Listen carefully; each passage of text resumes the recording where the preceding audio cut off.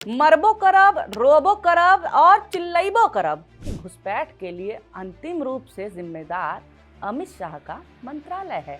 इस समस्या को हल न कर पाने वाले प्रधानमंत्री और गृह मंत्री जी ही इसे धार्मिक और राजनीतिक रंग देने का प्रयास करते हुए दिखते हैं और सफल भी रहे हैं। इसी पर तो कहा जाता है ना कि चोरी भी खुद ही करेंगे और चोर चोर चिल्लाएंगे भी खुद ही, जिससे इन लोगों को किसी न किसी रूप में राजनीतिक फायदा तो मिलता ही होगा। होगा क्या, मिल ही रहा है। गलत आंकड़े पेश करके केवल धार्मिक सांप्रदायिकता फैलाना चाहती है, ध्रुवीकरण करना चाहती है। बाकी तो आप लोग खुद ही समझदार हैं।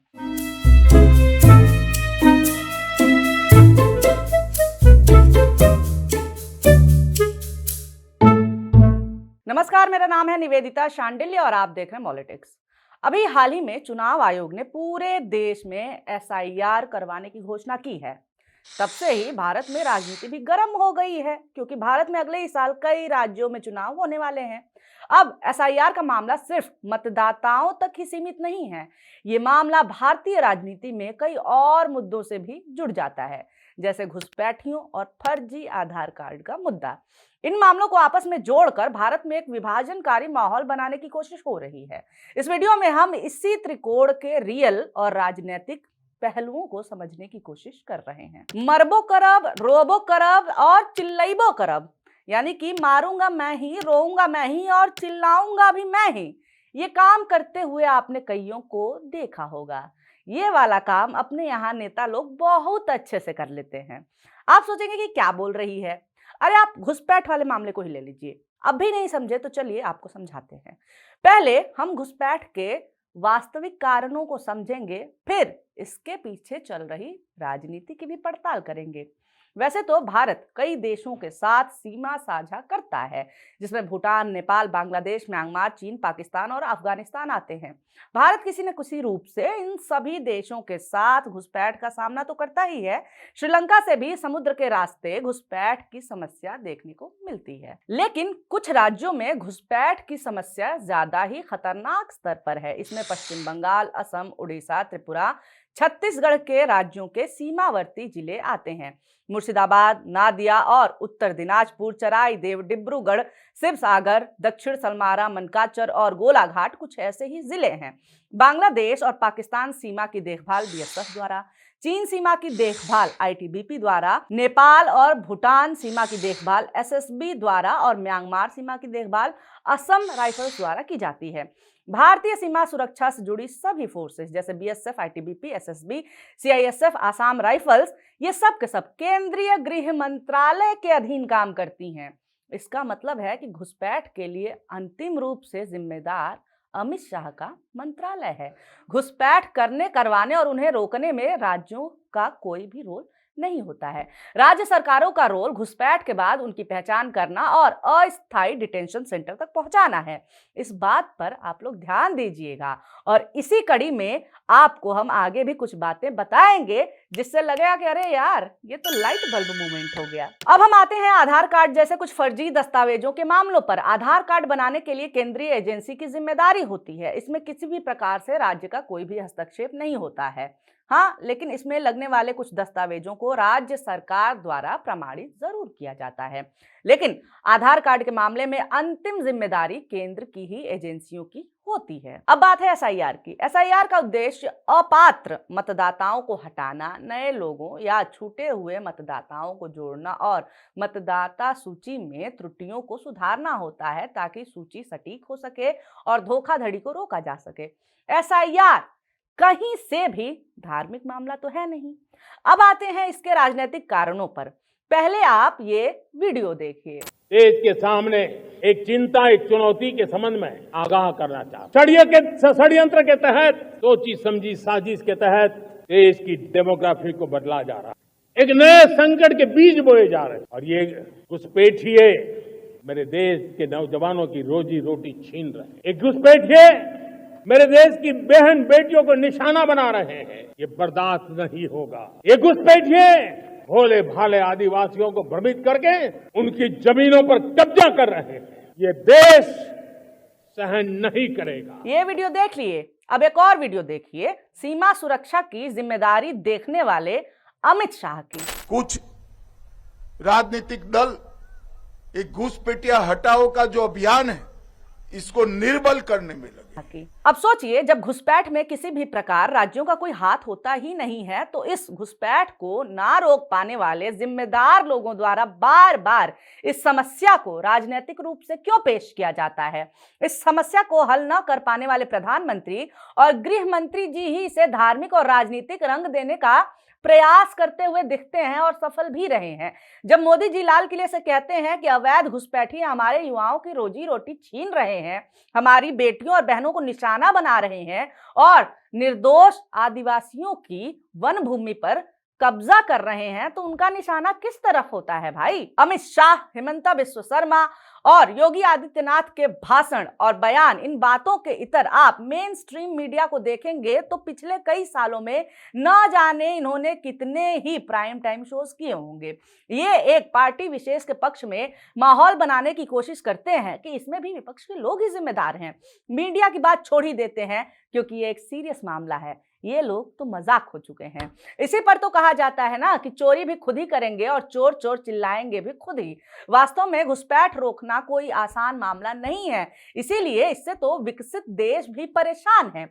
भारत के लिए ये और भी चुनौतियों से भरा हो जाता है क्योंकि इसकी सीमा में पहाड़ और नदियां भी आती हैं जहां पे बाढ़ या फेंसिंग करना आसान नहीं होता है। इसीलिए घुसपैठियों को रोकना काफी मुश्किल हो जाता है। लेकिन विडंबना तो देखिए, इस पर राजनीति भी इसके लिए जिम्मेदार लोग ही कर रहे हैं और अपने पक्ष में माहौल बनाने की कोशिश भी करते रहते हैं, जिससे इन लोगों को किसी न किसी रूप में राजनीतिक फायदा तो मिलता ही होगा। होगा क्या? मिल ही रहा है। अब कुछ तथ्यात्मक बातों को भी देख लेते हैं। देश के गृह मंत्री कहते हैं कि राज्य सरकारें इन घुसपैठियों को शरण देती हैं, जबकि इन सरकारों को इनकी पहचान करके इन्हें अस्थायी डिटेंशन सेंटर में डालना चाहिए, जबकि तथ्य इससे बिल्कुल अलग है। पश्चिम बंगाल को छोड़ करके ज्यादातर राज्यों में केंद्र और राज्यों की एक ही सरकार काम कर रही है। अब इन जिम्मेदार लोगों को बताना चाहिए कि असम और बिहार में कितने घुसपैठियों की पहचान की गई है और कितने डिटेंशन सेंटर बनाए गए हैं। बिहार चुनाव में भी ये मुद्दा काफी जोर शोर से उठाया गया था, जबकि वहां तो पिछले टर्म में भी इन्हीं की सरकार थी और अभी भी इन्हीं की सरकार काम कर रही है। अब यही मुद्दा योगी आदित्यनाथ द्वारा उठाया जा रहा है, जबकि योगी जी तो यूपी से गुंडों को कब का बाहर निकाल चुके हैं। तो फिर घुसपैठियों की पहचान और निकाल क्यों नहीं पा रहे हैं? कहीं घुसपैठियों के रहने से ही उनका ज्यादा फायदा तो नहीं होता ना। अब इसी से जुड़ी एक और कॉन्ट्राडिक्टरी बात, कभी ये लोग कहते हैं कि घुसपैठियों के द्वारा भारत की डेमोग्राफी बिगाड़ी जा रही है, तो कभी पॉपुलेशन जिहाद का नारा देते हैं, जबकि आंकड़े इससे मेल नहीं खाते हैं। द वायर की रिपोर्ट में भाजपा नेताओं के दावों को तथ्यों से परे बताते हुए कहा गया है कि ये बोला जा रहा है कि झारखंड बनने के बाद संथाल परगना में आदिवासियों की जनसंख्या 16% कम हुई है और मुसलमानों की संख्या 13% बढ़ी है। सांसद निशिकांत दुबे ने तो संसद में बयान दिया कि साल 2000 में संथाल परगना में आदिवासी 36% थे, अब 26% हैं और इसके लिए जिम्मेदार बांग्लादेशी घुसपैठिए यानी मुसलमान हैं। ये सभी दावे तथ्यों से परे हैं। दुख की बात है कि अधिकांश मीडिया बिना तथ्यों को जांचे ये दावे फैला रही है। झारखंड में आदिवासियों की जनसंख्या कम होने के दावे का आखिर सच है क्या? रिपोर्ट में आंकड़ों के हवाले से बताया गया है कि 1951 की जनगणना के अनुसार झारखंड में 36% आदिवासी थे, वहीं 91 में राज्य में 27% आदिवासी थे और 12.18% मुसलमान। आखिरी जनगणना 2011 के अनुसार 26.21% आदिवासी राज्य में थे और 14.53% मुसलमान। वहीं संथाल परगना में आदिवासियों का अनुपात 2001 में 29.91% से 2011 में 28.11% हुआ। इसलिए भाजपा का ये 16% और 10% का दावा झूठा है। झारखंड चुनाव में डंके की चोट पर बांग्लादेशी घुसपैठियों को शरण देने का मुद्दा भाजपा ने बनाया था। क्या सच में झारखंड में बड़े पैमाने पर बांग्लादेशी घुसपैठिए घुस रहे हैं? झारखंड में बांग्लादेशी घुसपैठियों संबंधी दावे पर रिपोर्ट में कहा गया है कि भाजपा नेता अपने मन मुताबिक देश में बांग्लादेशी घुसपैठियों की संख्या कभी 12 लाख बताते हैं तो कभी 20 लाख बताते हैं। घुसपैठियों से उनका निशाना मुसलमानों पर रहता है, लेकिन नरेंद्र मोदी के नेतृत्व में राष्ट्रीय जनतांत्रिक गठबंधन यानी एनडीए सरकार लगातार संसद में बयान देते हुए आ रही है कि उनके पास बांग्लादेशी घुसपैठियों की संख्या से संबंधित कोई आंकड़े हैं ही नहीं। अगर संथाल परगना में केवल मुसलमानों की आबादी पर गौर करें तो 2001 से 11 के बीच कुल आबादी के अनुपात में वृद्धि हुई है 2.15%। प्रतिशत की, जो कि दर्शाती है कि बांग्लादेश से आकर बसने वाले मुसलमानों की संख्या दावों की तुलना में बहुत ही कम होगी, वो भी अगर हुई तो। बयान में कहा गया है कि भाजपा आदिवासियों के जनसंख्या अनुपात में कमी के मूल कारणों पर बात ना करके गलत आंकड़े पेश करके केवल धार्मिक सांप्रदायिकता फैलाना चाहती है, ध्रुवीकरण करना चाहती है। बाकी तो आप लोग खुद ही समझदार हैं, अपने अपने श्रद्धानुसार मानते रहिए, समझते रहिए। अब आधार कार्ड के फर्जी गिरोहों के लिए भी ऐसा ही माहौल बनाया जाता है कि इससे सिर्फ घुसपैठिए ही भारत में वैधता पाते हैं। ये केवल घुसपैठियों के लिए होता है, जबकि ऐसे पकड़े गए गिरोहों के आंकड़ों को देखेंगे तो इनका नेक्सस पूरे भारत में फैला हुआ है और इसे बनाने वाले गैंग में और मिसयूज करने वालों में हिंदू मुसलमान का कोई भी एंगल है ही नहीं।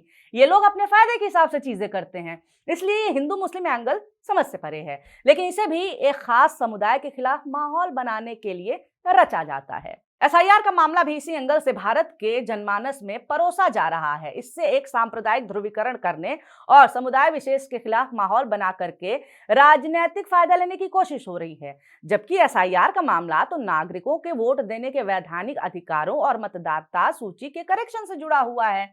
ये कम से कम सांप्रदायिक मामला तो है ही नहीं, यानी खुद ही राजनीति करके चिल्ला रहे हैं कि राजनीति हो रही है। इसीलिए तो मैंने कहा ना कि चोरी भी खुद ही करेंगे और चोर चोर चिल्लाएंगे भी खुद ही। आपको भी लगता है क्या ऐसा? तो कमेंट कर दीजिए। वीडियो अच्छा लगा हो तो लाइक कर दीजिए। ऐसे वीडियोस आपके सामने आते रहे, इसके लिए हमारे चैनल मॉलिटिक्स को सब्सक्राइब करना ना भूलें। वीडियो देखने के लिए बहुत शुक्रिया, बहुत धन्यवाद।